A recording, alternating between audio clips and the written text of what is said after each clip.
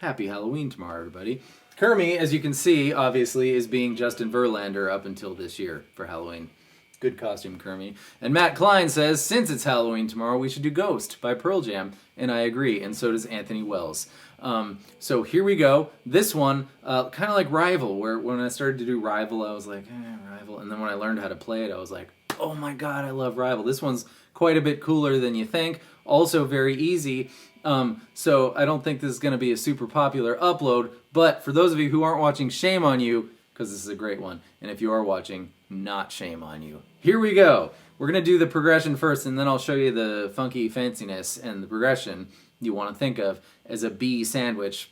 Doesn't sound very appetizing, and it'll become less confusing. So we're going to start with a B power chord on the 7th fret of the E string. Remember, first 3 dots on the E string, Grandma always brings, G-A-B. First 3 dots on the A string, crappy deviled eggs, C-D-E. And that's how you find your root notes, your commonly used root notes on the E and the A string. So, 7th fret, E string, power chord, ka-cha, B, and then to D, which is the 5th fret of the A string, of course. Another D, and another B. And then the song starts, or repeats from there. So, 1, 2, 3, 4, B, D, D, B. Kinda, that's the reason why the song sounds kind of weird, is because it starts to feel like it's B, B, D, D, but it's not. It's B, D, D, B. And notice that every single change other than the very first one starts on an upbeat, or the other way of saying that is 1/2 beat earlier than it normally would be. So, ba-cha, up, da, da, da, up, da, da, da, up, da, da, da. Repeat from there. Now, the funky fanciness happens when Stone et al. Do this. You may want to employ the Kurt Cobain his lentil name, method for power chords, which is pointer finger, ring finger, and we're just gonna like not worry about our G string or mute it, but definitely don't press it down, because that's a suspended 4. We don't want that. We just want 7, 9, 9. And then what happens is the pinky finger grabs the D string 11th fret on this rhythm. Ka-cha. Ka-cha. So 3, 4, down, down, down, up. And then same exact thing on the D, except now our pinky finger's grabbing the G string 9th fret. And the whole thing starts on an up. So here's those 2. Ready, go.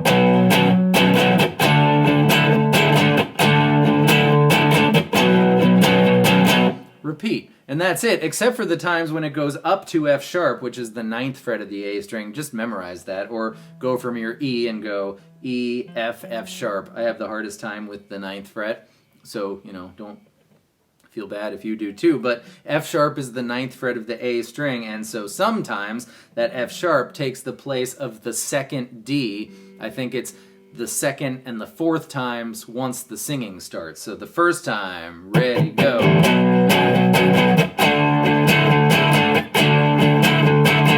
Singing starts. Chord progression starts.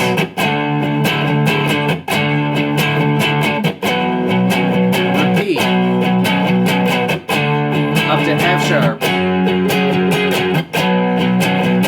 Repeat from there. So a little less confusing now about where they are in the song and when. What I wanted to say about that fancy fresh note is, what is it? Okay, so we have a root and a 5th from our major scale for a regular power chord, right? 1, 2, 3, 4, 5, do, re, mi, fa, so, and another root, because octave is, if you start here and go up 2 frets and down 2 strings, that's another B, that's the octave. So, if we raise that up 2 frets, that's a whole step, that's another 2 from the major scale. Do, re, another re, which is referred to as the 9th, so we could call this like a power chord with a 9th in it. We don't have to call it anything, it doesn't matter. But the other way you could do it is do your power chord 3 fingers and just move your pinky finger. You might find that easier.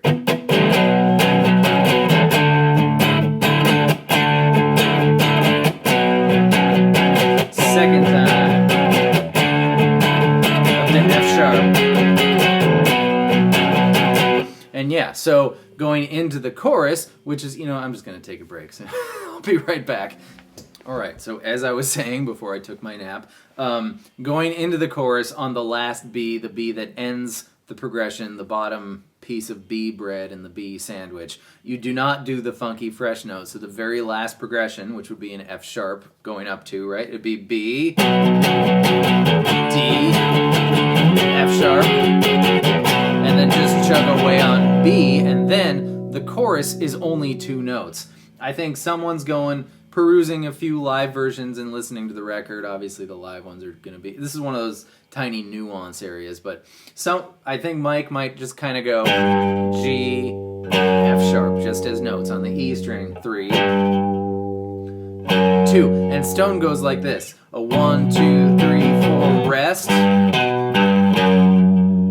rest, rest, oops, don't wiggle your string off the, and then just a G at the end of it. So 3 times with the thing, and then we'll call that the thing, and don't wiggle your G, and then just a G at the end of it. At the end, the last G, if you want to play a power chord or a G, it seems to me like at the end of the solo on the record, Stone's going root third, so like just this much from your G chord in that sort of half-timey section, and then root third, F sharp minor, so E2, A open. You hear that? Am I making it up?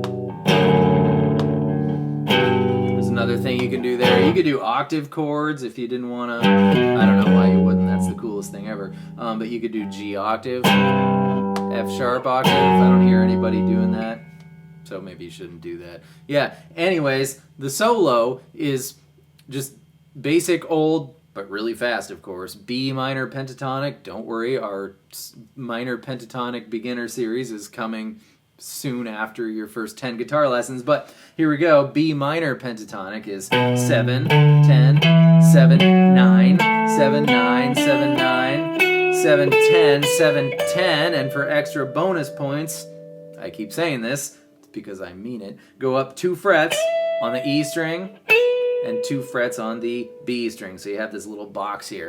12, 10, 12, 10.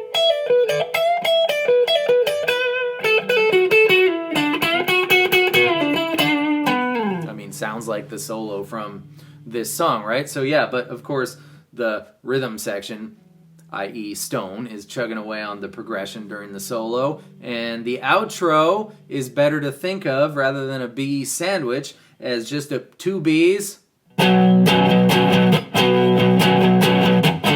Ds. I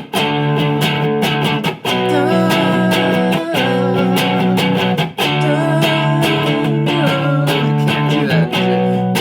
But yeah, because then it ends on the right thing.